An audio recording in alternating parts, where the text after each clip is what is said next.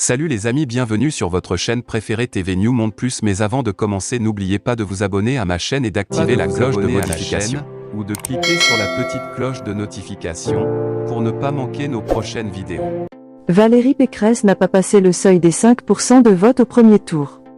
Valérie Pécresse n'a pas passé le seuil des 5% de vote au premier tour, AFP.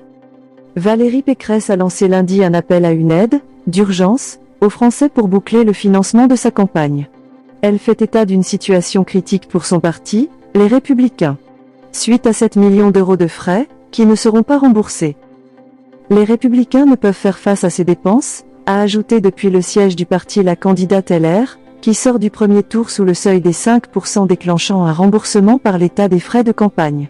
Elle a aussi déclaré être endettée personnellement à hauteur de 5 millions d'euros.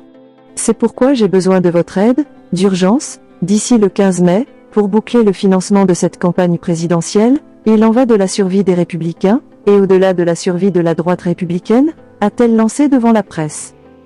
Je lance ce matin un appel national aux dons, à tous ceux qui m'ont apporté leur suffrage mais aussi à tous ceux qui ont préféré hier le vote utile, et enfin à tous les Français attachés au pluralisme politique et à la liberté d'expression, a-t-elle ajouté, précisant que les dons pouvaient être réalisés en ligne sur le site valeriepécresse.fr. La droite traditionnelle a connu un crash historique dimanche au premier tour de la présidentielle, Valérie Pécresse tombant à environ 5% des voix selon les estimations, ce qui complique l'avenir des Républicains, forcés à la refondation sous peine de disparaître.